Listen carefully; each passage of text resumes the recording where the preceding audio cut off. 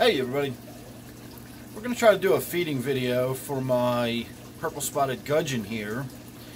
The LED that I have for my garden tank with the waterfall that you can probably hear shines on this tank pretty heavily, and I think it actually lights the tank better than the lighting on the tank. And you can see up in the upper left hand corner where the gudgeon's sitting, you get all that really nice looking color on him there. That's from the LED. So we're going to leave that on, and I'm going to feed him his favorite food tonight, which, believe it or not, is my Marineland crisps, the color enhancing crisps.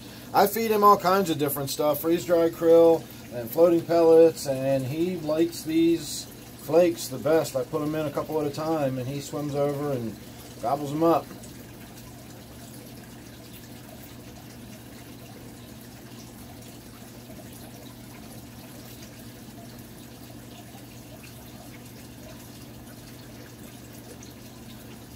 You wouldn't think for a fish that's so predatory and, you know, such a voracious appetite and so large that this would be what he prefers. When I put the shrimp in there, he will come up and eat it. I got to break it into fairly small pieces because, again, you know, surprisingly, it just doesn't eat huge pieces of food.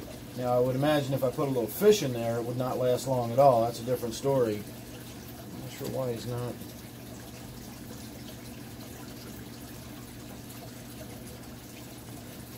I'm usually not, you know, loudly talking right in front of the tank when I'm doing this, so maybe that's concerning him a little bit. I don't know if you can see the movement down there in the bottom. That's the rubber lip pleco. So the rubber lip pleco is in here and still doing fine. And I can't put too many more of these flakes in. They sort of drift past him, and if he doesn't eat them, they wind up sinking, and then they don't really get eaten because there's not a lot else in this tank. There's that little bumblebee catfish in the bottom of the tank. And that will come out at night, I'm assuming, and eat some of the flake food. This is basically part of me, you know, feeding the tank, is making sure some of that gets to the bottom. But I don't want too much of it getting to the bottom because it really doesn't get eaten up. This is a very, very low stocking density tank. And so I guess that gudgeon's not really going to do a whole lot in the way of feeding tonight. I'll go ahead and drop a couple of little broken up pieces of algae wafer in there so that the rubber lip on the bottom has some food to munch on. And sometimes the gudgeon will go after the sinking pieces of algae wafer. Again, I've said before that while this is a really interesting fish in certain aspects and it's a beautiful fish, it's just not one I would really want to buy again because it's kind of boring. It doesn't do a whole lot in the tank. It just kind of sits there.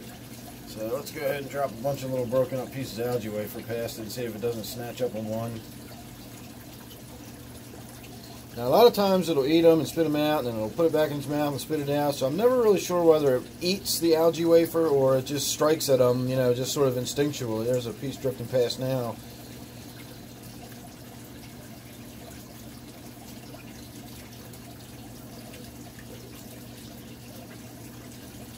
So he sees the movement and he just goes after it, but watch, he'll probably spit it back out. See, there's a rubber lip coming out to get a little snack.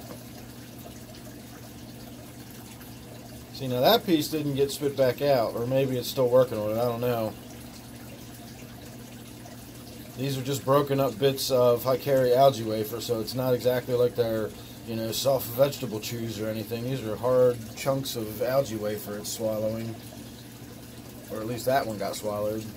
See, there, just went after the other one.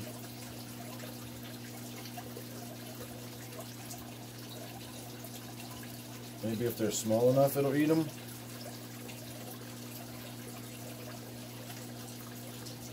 Nope, that's all the food that's going in there tonight, because if I put any more in, it'll be too much, and I'll have to get in there and start doing some tank maintenance. So let me see if I can get the camera off of the tripod.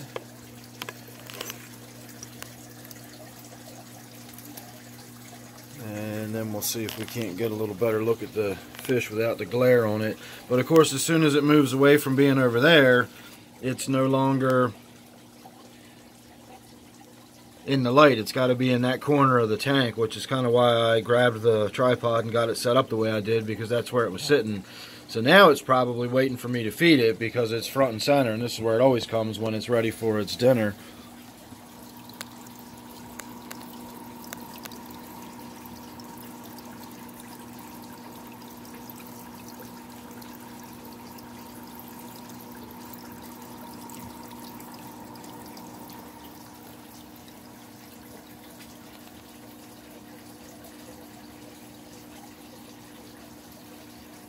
Once again, it's a beautiful fish, and it's an interesting fish in its own right, but it really doesn't do a whole lot. I'm trying to get it to where there's no glare on it, and of course, as I've said before, the lighting on this tank is just awful.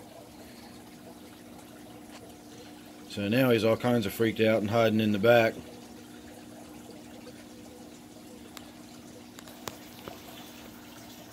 So, alright everybody, we're going to call that the end of this video. You can see the little rubber lip pleco hiding under there. And there's the gudgeon hiding in the back.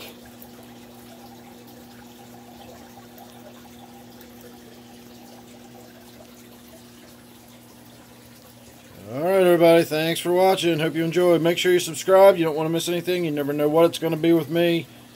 I'll see you real soon in the next one, and don't forget this one is my Purple Spotted Gudgeon tank.